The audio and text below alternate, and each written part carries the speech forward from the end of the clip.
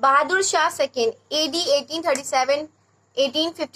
Bahadur Shah took part in the revolt of AD 1857. फिर बहादुर शाह ने जंग लड़ी थी 1857 में. After the revolt, he was exiled to Yangon in AD 1857. और जो कि कैपिटल और लार्जेस्ट सिटी म्यांमार की है रंगून, और उन्होंने वहां पे किया था. ही डाइड देयर इन 1862, और जो कि वहां पे वो मर गए थे, उनकी डेथ हो गई थी 1862 में. Thus the Mughal dynasty of India came to an end. उसके बाद मुगल डायनेस्टी ऑफ इंडिया पूरी तरह से खत्म होने पे आ गई थी. Causes of the decline of the Mughal Empire. The following were the main causes of the decline of the Mughal Empire. कुछ ऐसे पॉइंट्स है जिसकी वजह से मुगल एम्पायर पूरी तरह से खत्म हो गए थे. Aurangzeb intolerant policies. औरंगजेब के कुछ ऐसे पॉलिसीज थी जो कि इंटॉलरेंट थे, ना बर्दाश्त करने वाले थे. जैसे कि Aurangzeb adopted intolerant policies that caused revolt in different parts of the sub continents. उसकी वजह से औरंगजेब ने ऐसी पॉलिसीज अपनाई कि जिसकी वजह से बहुत ज़्यादा लड़ाई झगड़ा मच गया था, वॉर हुई थी, और अलग अलग सब कॉन्टिनेंट्स में बहुत ज़्यादा दूसरी जगह पे लड़ाई इसकी वजह से हो गई, जिसकी वजह से मुगल एम्पायर खत्म होने लगा था. Long Wars in the Deccan. इस पॉइंट में क्या होता है, औरंगजेब जो है पूरी तरह से बिजी था अपने वॉर में जो कि डेक्कन में हो रही थी. उसके एब्सेंस में, उसके ना रहने पे जो नदर्न इंडिया था, नॉर्थ साइड का इंडिया था, वो पूरी तरह से कमजोर होता चला जा रहा था. उसका मुगल एडमिनिस्ट्रेशन पूरी तरह से खत्म होते जा रहा है. और ही हैड डिप्लीटेड मींस जो शॉर्टेज थी मिलिट्री की कमी होने की वजह से. The military and drained Mughal treasuries bye fighting a long war in the Deccan. उसके बाद उनकी जो आर्मी थी वो पूरी तरह से खत्म होती जा रही थी, क्योंकि इतना लंबा जो वॉर चली थी वो डेक्कन से चली थी. उसके बाद वो फाइट करने के बाद पूरी तरह से उनकी जो मिलिट्री पॉपुलेशन वो खत्म हो गई थी. नंबर्स ऑफ सोल्जर्स वो पूरी तरह से कम हो गए थे उनके. उसके बाद धीरे धीरे जो उनके सक्सेसर्स, वीक सक्सेसर्स आते गए. उनके औरंगजेब के बाद धीरे धीरे वीक होते गए. उसके बाद कुछ मनसबदार और सूबेदार होते थे, वो कंट्रोल करने लगे उनके avenues and military administration of the empire.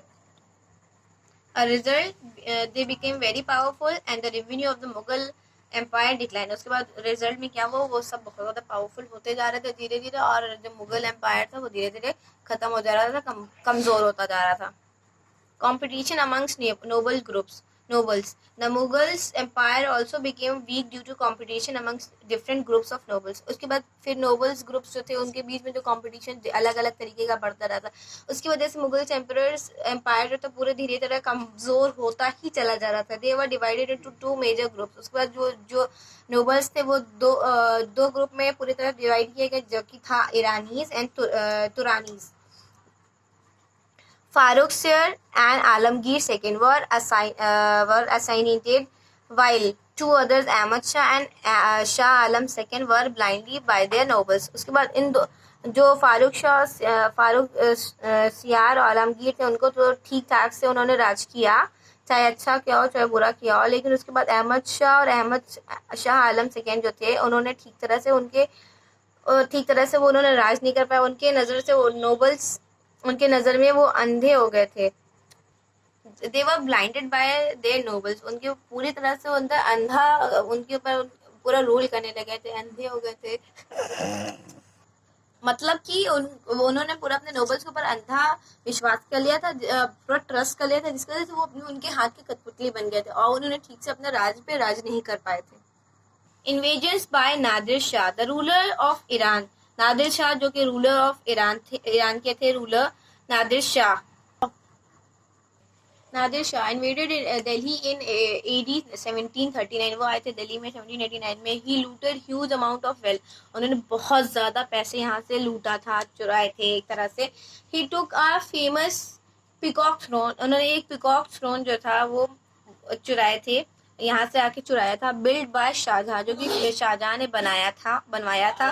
Kohinoor diamond, जो कि जिसको बोला जाता था Kohinoor diamond. And lots of other valuable things including gold and silver. और बहुत सारी ऐसी गोल्ड और सिल्वर को चीज़ें थी वो जो वहाँ से लूट करके लेके चले गया था. He also ordered a massacre of the people of Delhi. Nadir Shah invasions actually broke the backbone of the Mughals empire. Nadir Shah जो थे उन्होंने पूरी तरह से जो बैकबोन जैसे कि रीढ़ की हड्डी बोलते हैं उसको पूरी तरह से मुगल एम्पायर की पूरी तरह से तोड़ दी थी। क्योंकि बहुत सारी चीजें इन लोग ने मुगल्स लोग ने बनवाई थी, वो जब वो चोरी करके लूट के ले गया तो इनका कुछ बचा नहीं रह गया था मुगल एम्पायर के निशाने के उससे। Invasions of Ahmad Shah Abdali, the Afghan ruler, जो कि अहमद शाह अब्दाली कौन थे? अफगान रूलर थे। Ahmad Shah Abdali was also invaded North India 5 times. उन्होंने नॉर्थ इंडिया 5 टाइम्स रूल किए थे, वो भी बिटवीन जो कि 1748 से लेके 1761 AD. In AD 1761 the third battle of Panipat was fought. उसके बाद थर्ड बैटल ऑफ पानीपत हुई थी between the armies of Abdali and the Marathas, जो कि अब्दाली और मराठास के बीच में हुई थी, जिसमें द पेशवास बालाजी बाजीराव डाइड, जो कि पेशवा बालाजी बाजीराव मराठास के पेशवा थे, जो कि उनकी डेथ हो गई थी उसमें।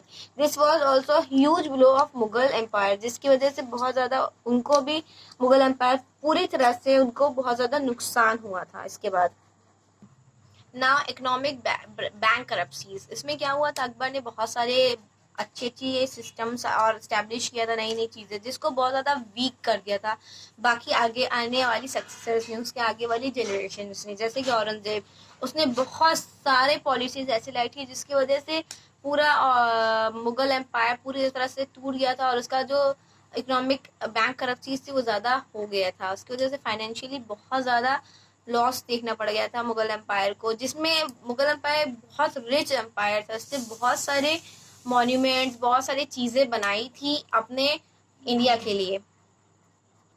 Shahjahan over expenditure on the artillery on Aurangzeb war in the Deccan emptied और द रॉयल ट्रेजरीज। इसमें क्या हुआ? शाहजहां ने बहुत सारे रॉयल आर्किटेक्ट, जिसमें औरंगजेब ने शाहजहां ने बहुत ज़्यादा जो अलग अलग बहुत सारे मॉन्यूमेंट्स बनाए थे उस पर बहुत ज़्यादा खर्च कर दिया था। और Aurangzeb wars Deccan emptied the royal treasury, और जो औरंगजेब ने जो डेक्कन से लड़ाई की थी उसने पूरी तरह से जो उनका रॉयल ट्रेजरी था वो पूरी तरह से राज्य खजाना था पूरी तरह से खाली कर दिया था। Rise of Marathas Rise of the Marathas. The Marathas also dreamed of establishing their powers in northern India.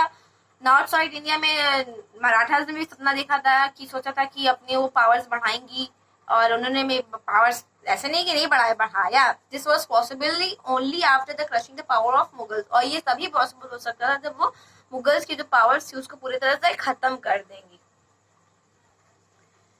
Arrivals of the East India Company, the British who came to India as traders, जो Britishers थे वो क्या हुए थे? India में आए थे traders के लिए, अपना बिजनेस करने के लिए। ग्रेजुअली फोस्टर्ड, जो कि उन्होंने भी सपना देख लिया कि इंडिया के ऊपर वो ड्रीम, अब इंडिया के पूरा होल इंडिया जो था पूरा हिंदुस्तान, उसके ऊपर वो पूरी तरह से राज कर देंगे। विद देयर न्यू वेपन्स, अपने जो उनके नए नए वेपन्स थे और जो हथियार थे उसके नई टेक्निक्स थे, अपने welfare, new training, discipline army जो उनकी थी पूरी तरह से, उसके थ्रू वो इंडिया के ऊपर राज कर लेंगे। उन्होंने ऐसा सोचा। उसके बाद उनके पास बहुत सारी आर्मीज थी, स्ट्रॉन्ग नेवी थी, जिसकी वजह से उन्होंने बहुत ज़्यादा आगे वो बढ़ते गए और उन्होंने अपनी जो राइवल्स थी, जो अपनी दुश्मन थी, जैसे मुगल्स, मराठास और Portuguese and the Dutch and the French, इसके ऊपर उन्होंने उनको सबको हरा दिया और इंडिया पे राज करना स्टार्ट कर दिया ईस्ट इंडिया कंपनी ने। Thank you class, I hope you can understand very well this chapter.